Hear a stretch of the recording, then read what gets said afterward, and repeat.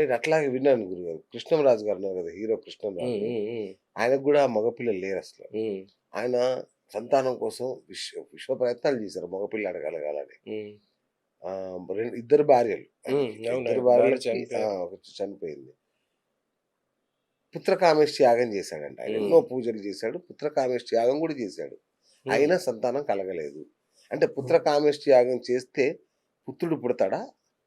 పుత్రకామేష్టి యాగం అనేది ఈ కాలానిది కాదు. ఓకే. వేదకాలానికి, పురాణ కాలానికి సంబంధించింది. అవును. దానికి కొన్ని ప్రత్యేకమైన పరిస్థితులు, నియమాలు, హవిస్సులు, ద్రవ్యాలు ఓకే. ఉంటాయన్నమాట అవి. ఆహ్, దాన్ని ఒక పదార్థం అంటారు వండింది. అది. వాళ్ళు హ్మ్. తయారు చేసి ఇస్తారన్నమాట. అది తింటేనే అవుతది. ఓకే. ఈ కాలంలో అంత పర్ఫెక్ట్‌గా చేసేవారున్నారని నేను అనుకోను. హ్మ్. ఇక తర్వాతొచ్చి ఏ రకమైన శాపం ఉన్నది అనేది చూడాలన్నమాట. ఆ! సో, దాని ప్రకారం వస్తది. ఓకే. వారికి పుత్ర సంతాన యోగ్యం లేనప్పుడు సంతానం అనేది కలగటం కష్టం. ఓకే. జనరల్‌గా ఈ ఈ కులాల్లో, యుద్ధ కులాల్లో పూర్వకాలంలో శత్రు సంహారం చేస్తారు కదా! అచ్చచ్చచ్చ! శత్రువులు చనిపోతారు కదా! ఆ శత్రు శాపంతో ఇటువంటి కులనాశనం, ఓడియమ్మ! వంశం ఆ! ఆగకూడదు. ఆ! ఆ! సో, ఎవరైతే ఇదివరకు యుద్ధాలు చేసి శత్రు సంహారం చేసినప్పుడు రాజులు, ఆ! ఆ! ఆ! ఆ కాలం యుద్ధాలు చేసి శత్రు సంహారం చేశారు కదా! ఆ శత్రువులు కుల అచ్చచ్చా! నిర్మూలన, ఆళ్ళ వంశ నిర్మూలన మొత్తం కులాన్ని వంశాన్ని తుదముట్టించేసారనుకోండి. ఆ! ఆ శాపం ఇటు వస్తా ఉంటది. సో, ఈ వంశం కూడా తుదముట్టింపు అయిపోద్ది. ఓడియమ్మ! సో, అందుకోసం ఇదివరకు ఎవరంటే రాజులు యుద్ధాలు చేసి రాజ్యాలకొచ్చిన తర్వాత అటువంటి పాపాలన్నీ పోవటం కోసం, పరిహారం కోసం ఒక దేవాలయం నిర్మించేవారన్నమాట. ఓకే. దేవాలయం నుంచి అక్కడ నిత్య పూజలు దాన్ని చేయటం, దాన్ని అనుసరించడం అయి చేసేవారు. అయన్నీ ఓకే. పాపాల పరిహారం అంటారు. ఓకే. ఓకే. ఓకే. అటువంటియి ఈ కాలంలో లేవు గదా! సో, అది. సో, ఓహ్! ఇప్పుడు వీరి స్థితిని బట్టి ఎటువంటి పరిస్థితున్నది అనేది ఓకే. చూస్తే ఆ! చెప్తుంది. దానికి తగిన సూచన ఇవ్వచ్చు. రైట్. గురుగారు ఈ మన కౌరవులు హ్మ్. మట్టి కుండలో పుట్టారంటారు గదా! హుహుహు. అదెట్లా సాధ్యమైంది గురుగారు? ఇప్పుడు అది గూడా మీరనే అప్పటి ఐవీఎఫ్ అనుకోవాలా అది? ఐవీఎఫ్. ఐవీఎఫ్ అనేది ఇప్పటిది కాదు. ఇదివరకు మట్టి కుండలో పుట్టలేదు వారు. వాళ్ళు గాంధారి గర్భం విచ్ఛిన్నం జరిగిందనమాట. ఆ! గాంధారి గర్భాన్ని అప్పుడు వ్యాసుడొచ్చి సంరక్షించి ఈ 101 కుండల్లో పెట్టాడు. కుండ అంటే ఘటం. ఆ! ఘటం అంటే సెల్ ఇంగ్లీష్‌లో. ఆ! ఘటోద్భవుడు ద్రోణుడిని కూడా కుంభసంభవుడు అంటారు. ఓకే. కుంభసంభవుడు అంటే కుండలో పుట్టాడంటారు అందరూ. అవును. అది misconception. That okay. Is a cell అన్నమాట. టెస్ట్ ట్యూబ్ అన్నమాట. అచ్చచ్చా! ఇప్పుడు టెస్ట్ ట్యూబ్ బేబీలందరూ కుంభసంభవులే. అవును. అందరికి ఐవీఎఫ్ చేస్తున్నారు ఆ! కుంభసంభవులు. అవును. ఆ! ఆ రకంగా అప్పుడాయన ఒక్కొక్కడిని తీసి ఆ పిండాల్ని పరీక్షించాడు. ఇప్పుడు దాన్నేమంటారంటే సొమాటిక్ సెల్స్ అంటారనమాట. ఆ! సొమాటిక్ సెల్స్ అంటే కొన్ని కొన్ని అరటి చెట్లు అటువంటి వాటికి ఆ! అరటిపండు విత్తనం ఉండదు. అరటిపండు నాటితే అరటి చెట్టు రాదు. ఆ! దాని రూట్ తీసుకుంటారు. ఓకే. ఓకే. దుంప. లేకపోతే ఇంకా టెక్నాలజీ ఏమైందంటే, ఆ అరటి చెట్టు కాండం తీసి హ్మ్. దాన్ని దాని నుంచి వేర్లు సృష్టించి అవును. పెట్టిస్తారు. అది అవును. సొమాటిక్ అంటారనమాట. హ్మ్. ఆ రకంగాన ప్రక్రియలో అప్పుడు వేదవ్యాసుడు చేసి వాళ్ళని పా 101 మందిని ఆహ్, పూర్ణ రూపం, శిశు రూపం వచ్చేలాగా ఆయన చేశాడు. బా! సో, ఈ టెక్నాలజీ అప్పటి నుంచే ఉన్నది. అట్లాగే ఇంకోటి భారతంలోనే ఇంకోటుంది. భారత యుద్ధం అయిపోయిన తర్వాత అశ్వత్థామ బ్రహ్మ శిరోనామక అస్త్రం ప్రయోగిస్తాడు. ఆ! అప్పుడు ఉత్తరాగర్భంలో ఉన్న శిశువుని చంపేయటానికి ఎళ్తది. ఆ! ఉత్తరాగర్భంలో ఉన్న ఆ! అభిమన్యుడి పుత్రుడు. ఆ! అభిమన్యుడి సంతానం ఉత్తరాగర్భంలో ఉంటే, ఆ గర్భంలో ఉన్న శిశువుని కూడా చంపేసే అవును. బ్రహ్మ శిరోనామకాస్త్రం అశ్వత్థామ ప్రయోగించాడు. అబ్బా! That is nothing but laser అన్నమాట. లేజర్ తెలిస్తే అది ఓకే. విచ్ఛిన్నమైపోతది. ఆ! ఈ గ్రహణ సమయాల్లో కూడా అలాంటి లేజర్ రేస్ వస్తుంటాయి.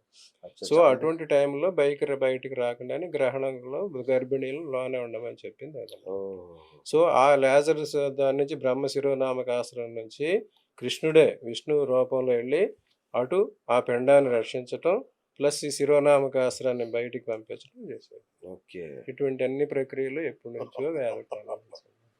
గురూజీ ఎంత ట్రై జేసినా, పూజలు జేసినా, డాక్టర్ల దగ్గరికి పోయినా, ఏం చేసినా కొందరికి సంతాన ప్రాప్తి ఉండదు. ఏం చేయాలి వాళ్ళు? అసలు ఎందుకలా జరుగుతుంది?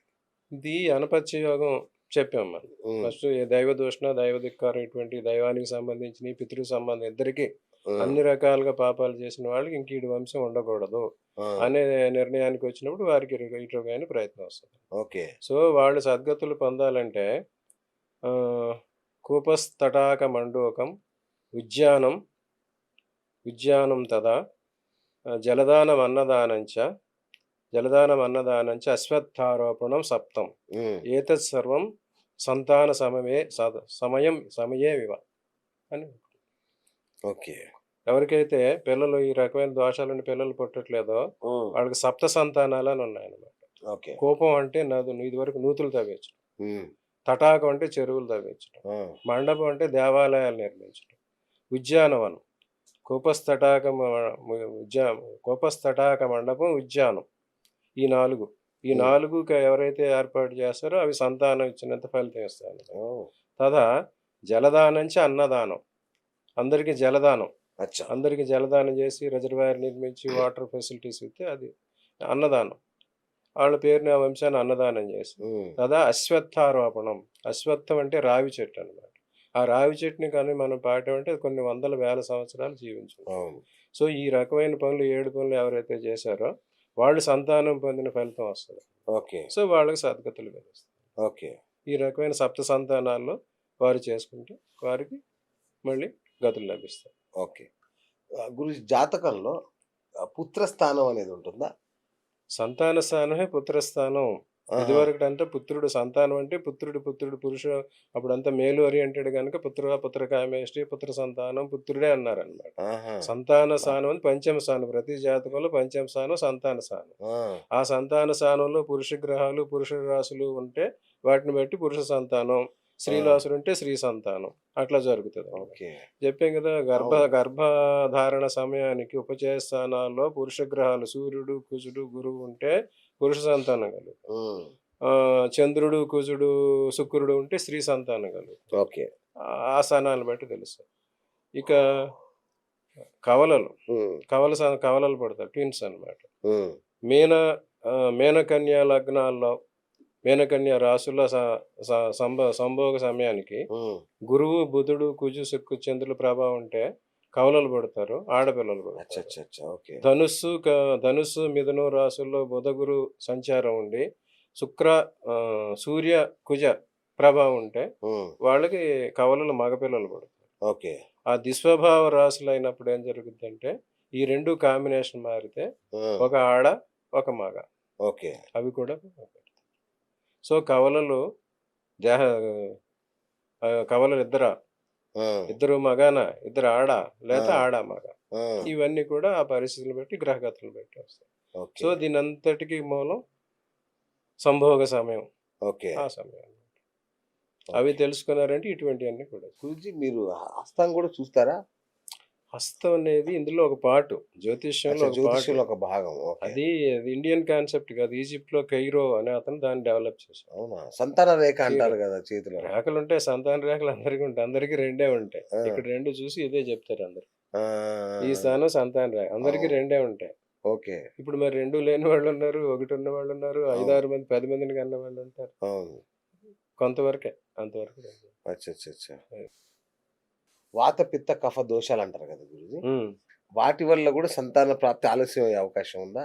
మన దేహం ఎలా ఏర్పడుతుంది అనేది ఇందాకే చెప్పుకున్నాం. ఆ, భార్యాభర్తలు తల్లిదండ్రులు సంగమించే సమయంలో ప్రతి అంగం శరీరంలో దాన్ని పులకించాలి, ఆ, దాని ఆ, నుంచి ఫెనర్మోన్స్ రావాలి. అవును. అవి వచ్చినప్పుడు ఏ లోపాలు లేని వస్తాయి. ఉమ్, అట్లా ఎవరికైతే వాళ్ళ దేహంలోనే ఇలాంటి దోషాలు ఉన్నాయో ఆ ఓకే. దోషాలు సంక్రమిస్తాయి. అరే, ఆహా. సో అందుకే గర్భం దాల్చిన తర్వాత ఈ టాబ్లెట్స్ అవి ఇస్తూ ఉంటుంటారు, ఆ, ఈ దానికి సంబంధించిన పెరగడానికి ఓకే. కాల్షియం టాబ్లెట్స్ అని, ప్రోటీన్ అవును. అటువంటి పోలీస్, ఇస్తూ ఆ, ఉంటారని. అవును. సో వీళ్ళకి ఎవరన్నా అలాంటి లోపాలు ఉంటే, దేహంలో ప్రాబ్లమ్స్ ఉంటే ఆ, వాళ్ళు ఆ వైద్యులకు చెప్తే వాళ్ళు దానికి తగిన మందులు ఇస్తారు. ఆ, అట్లాగే ఎవరికైతే ఈ దోషాలు ఉన్నాయో ఆ, వాళ్ళు ఈ జ్యోతిష పరంగా చేసి వారు ఏ పూజలు చేసుకుంటే ఆ దోష నివారణ అవుతుంది. ఓకే. కొంతమంది జెనెటిక్ ఆస్మా ఉంటుంది, ఆ, ఆస్మా పిల్లలకు వచ్చేస్తుంది. అవును.